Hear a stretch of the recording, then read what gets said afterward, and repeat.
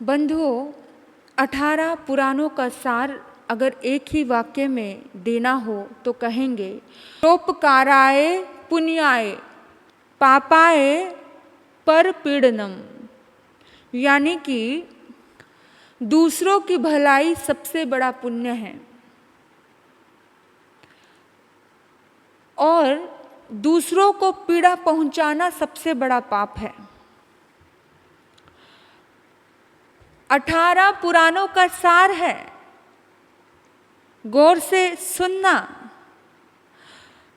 दूसरों की भलाई करना सबसे बड़ा पुण्य है, सबसे बड़ा धर्म है और दूसरों को पीड़ा देना सबसे बड़ा पाप है। कहा भी है दूध का सार मलाई है, धर्म का सार भलाई है। बोल दो तो जरा, दूध का सार मलाई है, धर्म का सार भलाई है। तो महावीर का पथ भलाई का पथ होता है, जिन शासन का पथ धर्म का पथ भलाई का पथ है। इस भलाई के पथ को अपनाना, कुछ भलाई करना। भलाई के बहुत सारे रूप है। किसी को अभय दान दे करके भलाई कर सकते हो। बहुत सारे जीव जंतु कसाई खाने में मर रहे हैं, बहुत तादाद में बकरे काटे जाते हैं, गायें काटी जाती हैं, मुर्गे काटे जा रहे हैं। अभय दान दो, उनको खरीद के लेकर के आओ, कहीं सुरक्षित स्थान पे छोड़ो। या तुम इतने अमीर हो, तुम्हारे पास है, तो कुछ ऐसा बना दीजिए ना कि जहाँ पर हर साल थोड़ा थोड़े जीव खरीद के लेकर के आओ और वहाँ पर उनको सुरक्षित रखा जाए। भगवान धर्म की जड़, पुण्य की जड़ को हरी रखते हैं। पुण्यवान धर्मवान हमेशा सुखद जीवन जीते हैं, उन्हें कभी कमी नहीं आती। अगर आप ये नहीं कर सकते तो वस्त्र दान दो। इस दुनिया में बहुत सारे लोग हैं जिनके शरीर पर वस्त्र नहीं है, बहुत दर्द में जी रहे हैं, बहुत तकलीफ में हैं। इतना नहीं कर सकते तो कभी औषधि दान दे दो। कोई बीमार है, परेशानी से गुजर रहा है, उसके दर्द है, उसके दर्द को कम कर दो। जब तक हम किसी के हमदर्द नहीं बनते, दर्द हमसे और हम दर्द से कभी जुदा नहीं होते। तो किसी के हमदर्द बनना सीखो। जब जब भी किसी के हमदर्द बनोगे तो जिंदगी में कभी कमी नहीं आएगी, कभी दर्द ही नहीं आएगा।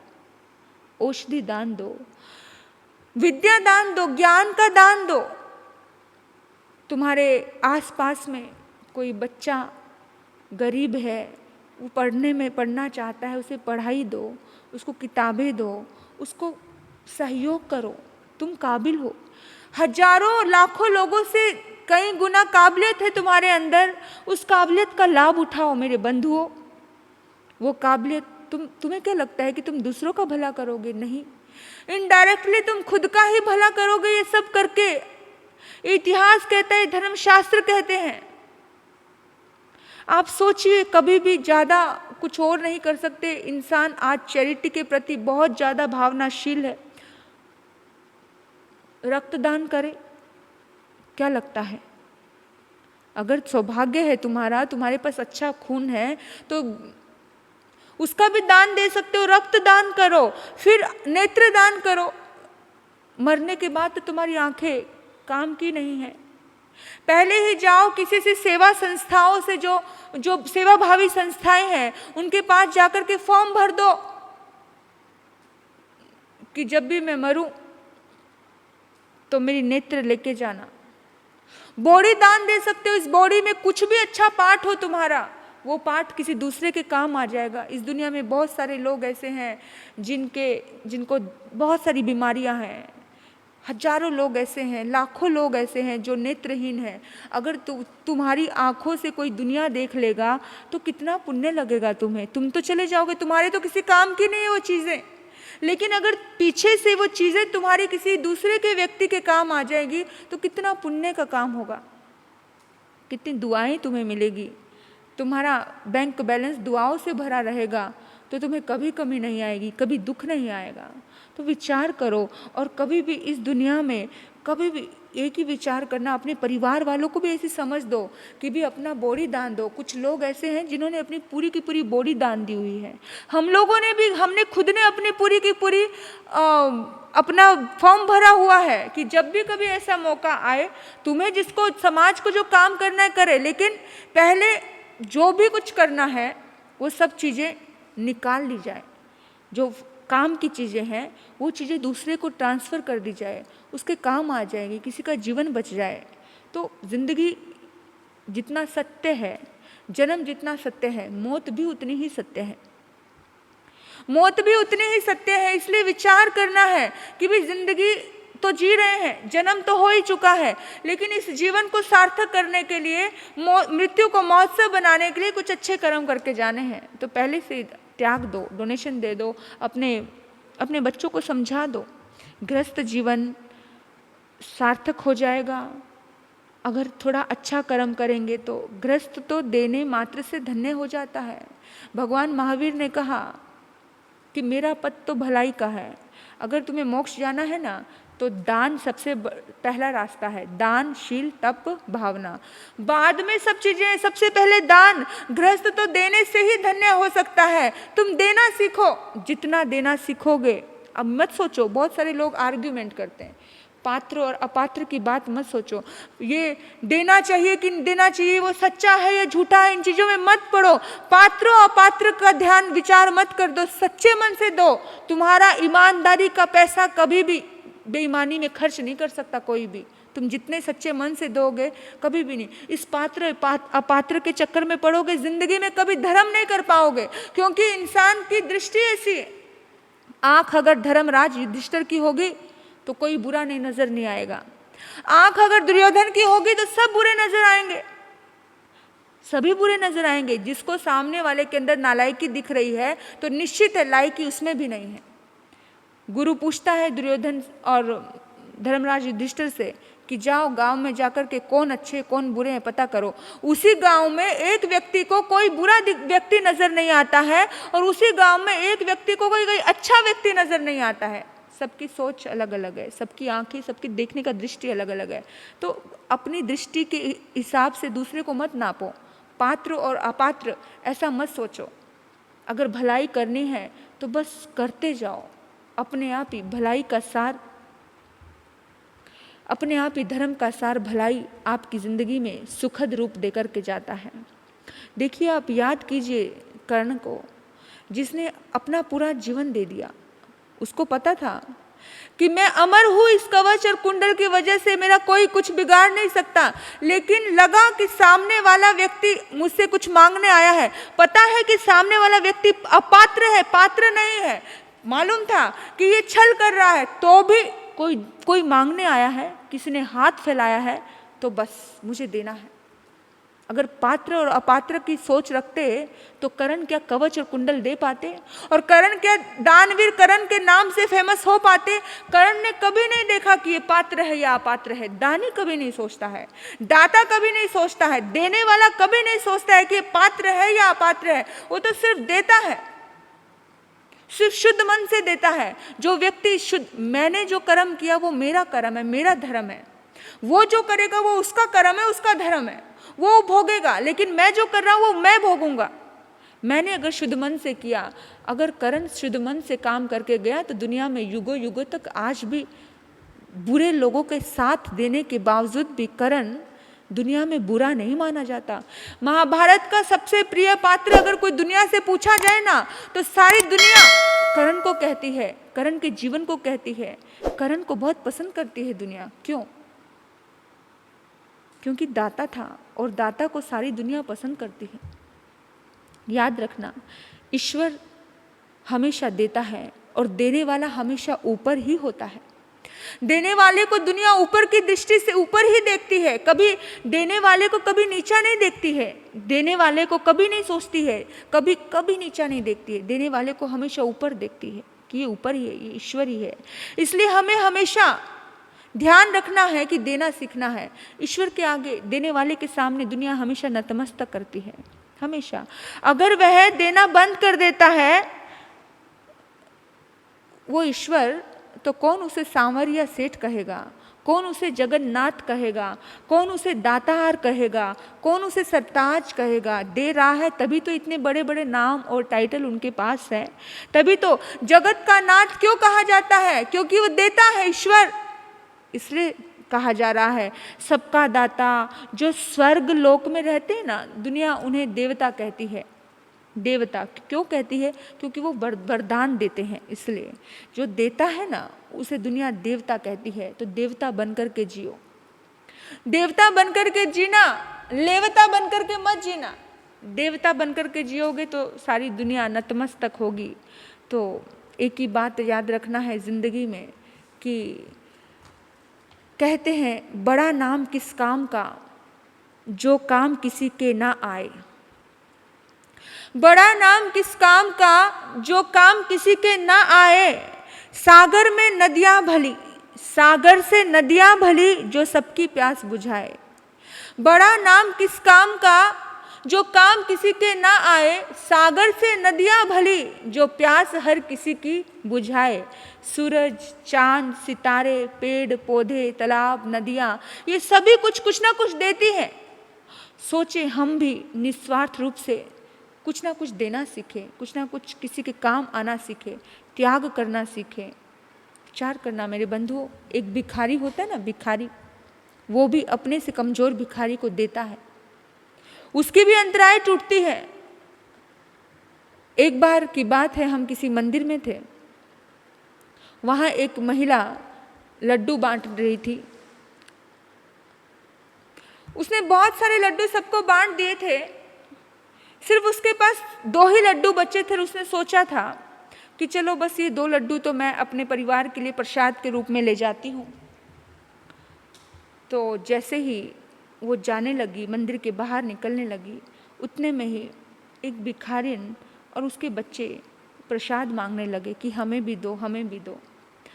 तो उसने सोचा कि लेके तो मैं घर के लिए प्रसाद जा रही हूँ, चलो कोई बात नहीं, एक लड्डू ले जाती हूँ प्रसाद के रूप में, एक लड्डू इसको दे देती हूँ। भिखारी को एक लड्डू दे दिया, उस भिखारी वो बहन को एक लड्डू दे दिया।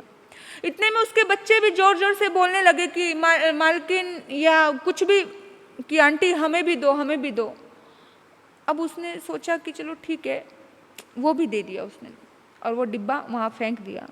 और एकदम से उस भिखारी बहन के मन में आया, उसने सोचा कि यार प्रसाद था, ये तो मंदिर से बाहर निकल रही थी, तो प्रसाद को प्रसाद के जैसे ही खाना चाहिए, इसके घर में भी वो काम आएंगे। तो उसने वो डिब्बा उठाया और उसने एक लड्डू लिया और उसने कहा कि माता जी आप ये लेके जाइए, हमने तो प्रसाद लिया है, प्रसाद को प्रसाद के जैसे ही खाना चाहिए, तो हम इस एक लड्डू से सब बांट करके खा लेंगे, मैं भी अपने बच्चों को दे दूंगी, आप ये लेके जाइए, आपके घर में बच्चे हैं, आपका भी परिवार है, प्रसाद दीजिए, भगवान की भक्ति। उसने कहा नहीं नहीं मुझे नहीं चाहिए, आप ही रखो। उसने कहा कि नहीं, प्रसाद भाव से ही प्रसाद को ग्रहण किया जाता है, कैसे हो सकता है आप प्रसाद ना खाओ और हम प्रसाद खा लें, भगवान का प्रसाद लें, आप भगवान का प्रसाद लें, भगवान के प्रसाद से आप वंचित मत रहें, और इसलिए आप एक लड्डू घर ले जाएं, आप भी बांट कर खा लेना, हम भी लड्डू बांट करके खा लेंगे।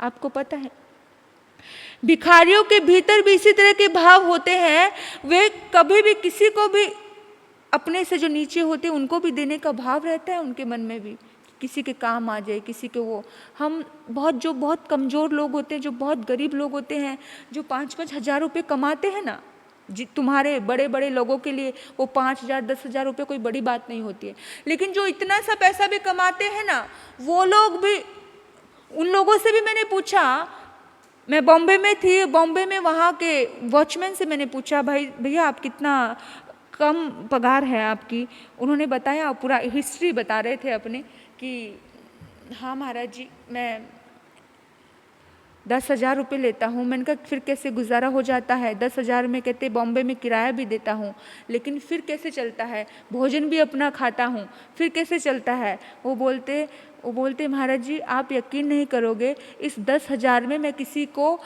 को दे भी देता हूँ। किसी मेरे साथी को, सहयोगी को अगर कुछ काम आता है तो 1,000 रुपये उसको दे भी देता हूँ। 2,000 कभी जरूरत पड़ती है अपने साथियों को तो दे भी देते हैं। यानी कि इतने संतोषी होते हैं वो लोग, इतना बांट करके, वो लोग भी बांट करके खाते हैं, वो लोग भी ऐसे करते हैं। जब जरूरतमंद को जरूरत पड़ती है तो वो लोग भी देते हैं। और इतना संतोष होता है उन लोगों के जीवन में कि बहुत हाबड़ा नहीं होता, हाय हाय हाय तोबा नहीं होती। आप सोचो, लाखों रुपया कमाने वाले तो भी आप संतुष्ट नहीं हो, तो भी आपके हाथों से थोड़े बहुत पैसे छूटते नहीं हैं। दोगे तो अंतराई टूटेगी, नहीं दोगे तो कुछ भी नहीं होगा। दोगे तो लौट कर बहुत कुछ आता है। जिंदगी में विचार करना कि जिनके पास बिल्कुल कुछ नहीं होता वो लोग भी देने का भाव रखते हैं। ईश्वर ने अगर हमें समर्थ बनाया है तो असमर्थ की मदद करने के लिए बनाया है। ये याद रखना, अपने आप से बात करना, चिंतन करना कि अगर मुझे समर्थ बनाया है तो असमर्थ की मदद करने के लिए समर्थ बनाया है। तो हमें कभी भी भूखे को भोजन, बीमार को दवाई, कभी भी आपके पास जो भी हुनर है ना, उस हुनर को आप प्रयोग करना। और कभी जैसा भी प्रयोग करोगे, जैसा भी, आपकी ज़िंदगी में उस चीज़ की कभी कमी नहीं आएगी। मैं तो कहती हूँ आपके पास अगर प्यार की कमी है, प्यार बांटना शुरू करो, दुनिया को प्यार दो। आपके पास सम्मान की कमी है, आपको हमेशा हर चीज़ में कहीं ना कहीं से अपमान मिलता रहता है, आप सम्मान बांटना शुरू करो, किसी का आदर सत्कार करना शुरू करो। हमेशा आपको लगता है कि यार कोई मुझसे प्यार से नहीं बोलता, हमेशा तू तड़ा करके बोलना बंद करो, प्यार से बोलो, सद्भाव से बोलो। हमेशा जब भी आपको ऐसा लगता है तो देखो, पुण्य की दुकान खोल दो अपनी, जहाँ से भी पुण्य अर्जित कर सकते हो करो, बहुत काम आएंगे, पुण्यवानी बहुत काम आएगी। एक समय था जब लोग दूसरों की सहायता करते थे ना, जब दुनिया की सोच अच्छी थी, जो बहुत सुंदर, मैं ये नहीं कहती कि आज सोच अच्छी नहीं है, लेकिन एक वक्त था जब सारी दुनिया एक बहुत बड़ा सैलाब था जो परोपकार के काम करती थी। तो अक्सर जिनके दिलों में दया और करुणा और प्रेम होता था, तो वो हमेशा अपने घर के बाहर में अतिथि देवो भव लिखते थे कि कोई भी अतिथि आए फटाफट वो देने के लिए तैयार बैठे रहते थे और देवता के समान मानते थे। आपको क्या लगता है कि जो मेहमान आपके रिश्तेदार हैं उनको अतिथि कहा जाता था, उन्हें मेहमान कहा जाता था? नहीं, अतिथि उन्हीं लोगों को कहा जाता था जो बिना किसी डेट के, बिना किसी तिथि के आ गए। बिना किसी तिथि के कौन आया? बिना किसी तिथि के कोई भी आया, कोई भी आत्मा आई, किसी भी स्थिति में आई तो कैसे आ गए? जिनको कुछ पता नहीं, जिनको कुछ लेना नहीं देना नहीं, कोई भिखारी आया, कोई कैसा आया, कोई भी आया, उसको ही अतिथि समझा जाता था। लेकिन वक्त बदला, अतिथि देवो भव के स्थान पर फिर बाद में सुस्वागतम लिखा गया। फिर बाद में वक्त ने करवट बदली, वेलकम लिखा गया। फिर वक्त ने करवट बदली, फिर वक्त ज़्यादा आगे बढ़ गया, फिर लिखा गया कुत्तों से सावधान। कुत्तों से सावधान। अभी घर में रहने वाले कौन है, ये तुम ही डिसाइड कर लेना कि वक्त कितना बदल गया है, समय और इंसान की सोच कितनी बदली। सोच बदले तो शब्द बदले, अपने आप शब्द बदल गए कि कितनी हद तक बदल गया इंसान कि जहाँ पर लिखा है कुत्तों से सावधान, वहाँ तो कोई अतिथि आएगा ही नहीं बाबा। वहाँ तो हर किसी को, संत को, महात्मा को भी जाते हुए ऐसा लगेगा कि कहाँ जाएं। क्या पता कोई साईं, कोई संत किसी परमात्मा के रूप में, कोई अतिथि किसी परमात्मा के रूप में आपके द्वार पर आया है। हम लोग नासिक में थे, सोच का फर्क होता है, सोच का। मैं नासिक में थी और नासिक में सामने एक सिंधी परिवार था। हम आमने सामने फ्लैट में रुके हुए थे। तो एक माताजी निकल के आई और माताजी निकल के ऐसे खुश हुई और आंसू बहाने लगी। उस माताजी ने कहा कि आप मेरे घर पे ज़रूर आओ, आप एक बार मेरे घर पे चरण डालो। मैं उसके घर गई। उसकी खुशी गजब की थी, मैं बता नहीं सकती, इतनी गजब की उसकी खुशी थी। और वो कह रही थी, वो बार बार ये बोल रही थी कि आज मेहरा जी आपके रूप में मेरे घर आए हैं। मैंने कहा मतलब? मेहरा जी उनके गुरु का नाम था, बहुत उनके गुरु थे वो। उन्होंने कहा कि माता जी, मुझे माता जी कह रहे थे, मुझे कहते, उन्होंने कहा गुरु महाराज, माता जी आपको एक बात कहना चाहती हूँ। वो बूढ़ी माँ कह रही थी कि मेरे गुरु ने एक दिन कहा था मुझे, मैं किसी रूप में तेरे घर जरूर आऊँगा, किसी न किसी रूप में तेरे घर जरूर आऊँगा, और आज इस रूप में आप मेरे घर आ गए। और उसका मतलब उसकी खुशी देखी नहीं जा रही थी। आप क्या खाओगे, आप क्या लोगे? मैंने कहा हम इस तरह से नहीं लेते हैं, हमारे कुछ नियम होते हैं। तो बहुत सारी चीज़ें समझाई। यानी उसने इतनी ज़्यादा व्यावच की, इतनी सेवा की, मैं हैरान थी कि गजब की सेवा थी। तो आप सोचिए कि पता नहीं कब कहाँ कौन सा भाव आपका प्रकट हो जाए, और कब आपकी अनंत कर्मों की निजरा हो जाए, और कब आपकी बहुत सारी पुण्यवाणी खिल जाए, पता नहीं चलता। एक उदाहरण मैं आपको देना चाहती हूँ, आपको समझ आएगा कि किस तरह से ज़िंदगी में बदलाव होता है। एक भिखारी भीख मांगने के लिए जा रहा था, और सुबह सुबह का समय था। उसने देखा, अरे यार गजब है, सामने से राजा घोड़े पर सवार होकर के आ रहा है। बहुत खुश हो जाता है भिखारी कि अभी जाऊंगा, राजा को बोलूंगा, राजन मैं बहुत गरीब हूँ, बहुत ज़्यादा परेशानियां हैं ज़िंदगी में, आपका दर्शन हुए हैं आज तो कुछ अच्छा कर दो, गरीब से अमीर कर दो, आपकी कृपा हो जानी चाहिए, आज तो मैं राजा को बोल के रहूँगा। और इतने में राजा करीब आया। राजा फटाफट घोड़े से उतरा और राजा ने हाथ फैला दिए। और जब राजा ने हाथ फैलाए, राजा ने कहा कि मुझे कुछ दे दो अगर तुम्हारे पास है तो। भिखारी तो एकदम से सन सा रह गया, दंग सा रह गया, ये क्या, अरे कमाल है, मैंने पहली बार किसी राजा को हाथ फैलाते हुए देखा है, राजा और हाथ फैला रहा है। लेकिन राजा को मना करने का भिखारी का हिम्मत नहीं हुई। लेकिन भिखारी के हाथ से जल्दी से छूटता भी नहीं है। भिखारी सोचता है ये भगवान, इसको देना पड़ेगा, लेकिन राजा को कौन मना करे, कौन दुश्मनी मोल ले। तो बहुत कांपते हाथों से उस भिखारी ने, बहुत कांपते हाथों से, उसकी झोली में थोड़े से चावल पड़े थे, उस चावल को, एक चुटकी भर चावल राजा के हाथ में रख दिया, और राजा ने धन्यवाद किया और मुस्कुराता हुआ चला गया। भिखारी को बुरा तो बहुत लगा कि ये कैसा राजा था। वे गांव भर में घूमा, उस दिन ना जाने उसे कुछ ज़्यादा कुछ मिला भी नहीं। थोड़े से चावल मिले और लेकर के अपनी पत्नी के पास आया। तो पत्नी ने कहा कि सुनो, क्या मिला है आपको? बोला ज़्यादा कुछ नहीं मिला, थोड़े से चावल मिले हैं, यही बीन लो और यही बना दो। तो वो चावल जैसे ही उसने थाली में निकाले, थाली में चुनने लगी तो हैरान होगी। वो पत्नी ने कहा कि चावल में कुछ चुटकी भर चावल ऐसे हैं, सोने के हैं। तो गई फटाफट अपने पति के पास और जाकर के बोली, सुनो आपको पता है किसी ने आपको कुछ चावल सोने के दिए हैं। किसने दिए हैं पता है आपको? एकदम से उसको याद आई और उसने पूरी कहानी अपने पत्नी को सुनाई। उसने कहा, अरे राजा सुबह सुबह राजा मिला था मुझे, और मैंने राजा को चुटकी भर चावल दिए थे। वो उसी का परिणाम है, राजा को चावल देने का परिणाम है। और उसकी पत्नी ने कहा, अरे बाप रे, फिर तुमने इतनी कंजूसी से क्यों दिया? अगर तुम सारे चावल देते तो सारे चावल सोने के होने थे भाई, क्यों इतने से चावल दिए? उसने कहा, मुझे थोड़ी पता था। तो पत्नी ने कहा कि जाओ सारे चावल दे करके आ जाओ। वो भिखारी जाता है राजा के पास और कहता है, मेरे से बड़ी भूल हो गई, आप ये सारे चावल ले लो। तो राजा ने कहा कि नहीं, मुझे चावल की आवश्यकता नहीं है, मुझे चावल की ज़रूरत नहीं है, मैं तो सिर्फ इसीलिए चावल आपसे मांगे थे क्योंकि मुझे किसी ज्योतिषी ने कहा था, मेरा कोई काम था जो मैं चाहता था कि वो बन जाए। तो ज्योतिषी ने कहा कि आज सबसे पहले कोई भिखारी तुम्हें मिले, उससे कुछ मांग लेना। अगर उसने कुछ दे दिया तो समझ लेना कि तुम्हारा काम बन जाएगा, और अगर उसने नहीं दिया तो समझ लेना तुम्हारा काम अटक जाएगा। तो उसी मुहूर्त, वही मुहूर्त था, उसी मुहूर्त में मुझे लेने थे और मेरे काम हो गया है, और अब मुझे चावल की ज़रूरत नहीं। राजा को चावल की किस चीज़ की ज़रूरत होगी? तो उसने बड़ी गिल्टी फील होती है, बड़ा दुख होता है उसे कि मैंने बेकार में कंजूसी की।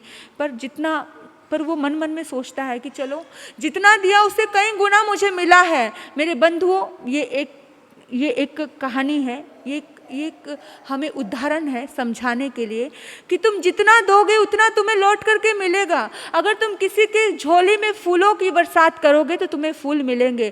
किसी की झोली में कांटे बिछाओगे, किसी के कदमों में कांटे बिछाओगे तो तुम्हें कांटे ही मिलने वाले हैं। फूल के बदले फूल मिला करते हैं, शूल के बदले शूल मिला करते हैं। तो भगवान महावीर का ये धर्म है, ये संदेश है कि तुम बस भलाई बांटो। 18 पुराणों का ये संदेश है, भलाई बांटो। जितना भला करोगे उतना लौट करके तुम्हारी ज़िंदगी में आएगा। तो याद रखना, परोपकार करने से ज़िंदगी में सुख होता है, शांति होती है, प्रेम और वात्सल्य निरंतर बढ़ता रहता है, आनंद और सुकून से ज़िंदगी जी जाती है और देने वाला हमेशा देवता के स्थान पे होता है, देने वाला हमेशा ईश्वर के स्थान पर होता है। इन्हीं सद्भाव से आपने मुझे सुना।